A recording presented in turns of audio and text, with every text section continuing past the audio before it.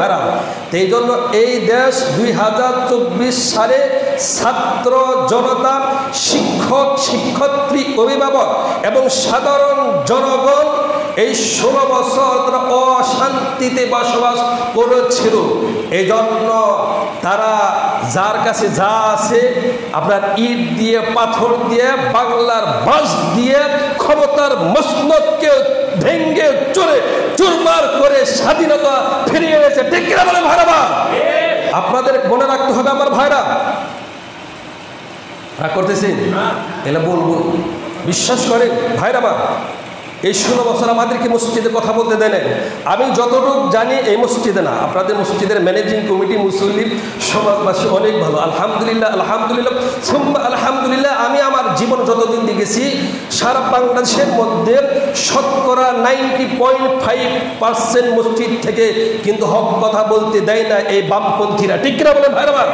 এই বামপন্থীরা শতকরা 90.5% মসজিদ থেকে হক কথা বলতে দেয় নাই, এবং মাহফিলে আমাদেরকে হক কথা বলতে দেওয়া হয় নাই।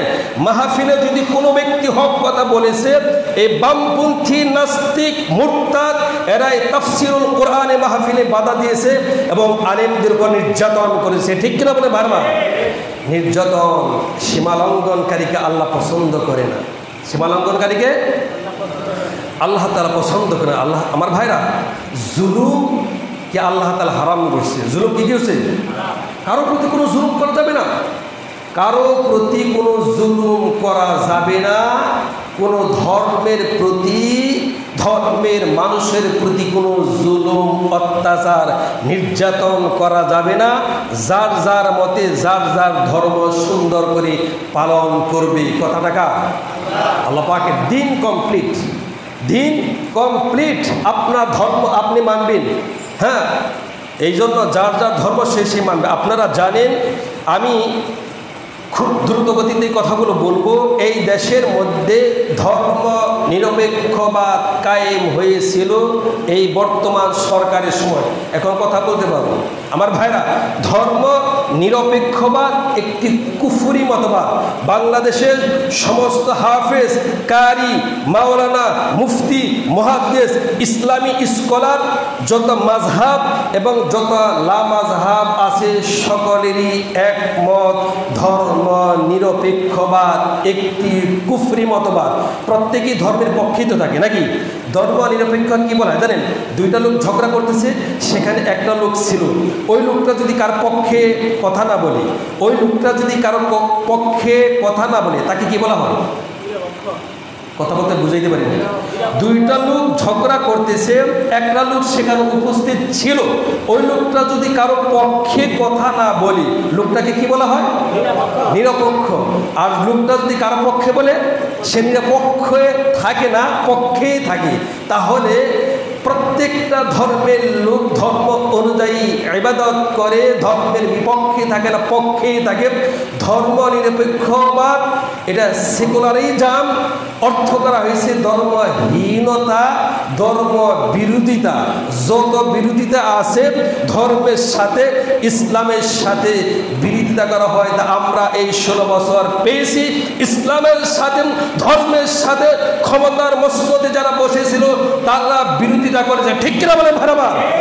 এই জন্য মনে রাখবেন, ইন্না বাতশা রাব্বিকা লাশাদীদ, নিশ্চয় যখন তোমার রবের পক্ষ থেকে পাকড়াও আসবে কঠিনভাবে, সেই পাকড়াও থেকে কেউ পালাইতে পারবা না। সুবহানাল্লাহ বলবেন না? আমার ভাইয়ের, আমার বন্ধুগণ, আল্লাহ রব্বুল আলামিন যা খুশি তাই তিনি করেন। রব্বুল আলামিন বলেন, ফাআলুল লিমা ইউরিদ। আল্লাহ রব্বুল আলামিন বলেন, আমি যা খুশি তাই আমি করে থাকি। সুবহানাল্লাহ। তামাম পৃথিবী, ওই যে বললাম যে অনেক লোকদেরকে ক্ষমতা দেওয়া হয়, এই মসজিদ কমিটি এদেরকেও একটা ক্ষমতা দেওয়া হয়েছে। হয়েছে কি না? মসজিদ কমিটিকেও কিন্তু একটা ক্ষমতা দেওয়া হয়েছে, কিন্তু ক্ষমতার অপব্যয় করা যাবে না। সঠিকভাবে ক্ষমতাকে প্রয়োগ করতে হবে। আমার ভাইরা, মূল ক্ষমতার মালিক কে? একবার জবান খুলে বলবেন, মূল ক্ষমতার মালিক কে? আল্লাহ।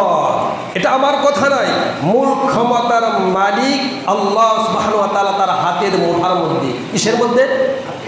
আল্লাহর কি হাত আছে? আছে। কয় কি আল্লাহর হাত আছে? আল্লাহ যত বড় তার হাতও তত বড়।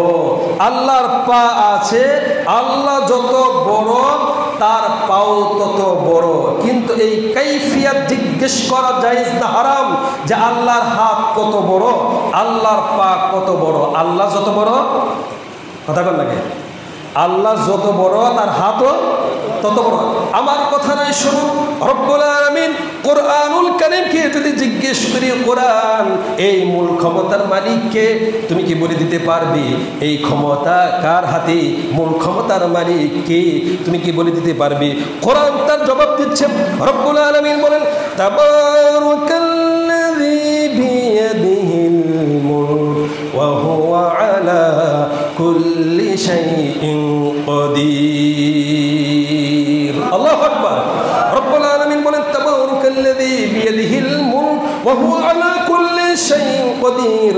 বরকতময় তিনি, যার হাতে সমস্ত কর্তৃত্ব। সুবহানাল্লাহ বলবেন না? বিয়াদি অর্থ হাত, বিয়াদি অর্থ কি মনে রাখবেন? বিয়াদি অর্থ হাত। বরকতময় তিনি, যার হাতে সমস্ত কর্তৃত্ব আছে। তাহলে সমস্ত কর্তৃত্ব, সমস্ত রাজত্বের মালিক, সমস্ত পৃথিবীর মালিক, আকাশের মালিক, জমিনের মালিক, সব কিছুর মালিক কে? এখন কি আপনারা ভয় পান?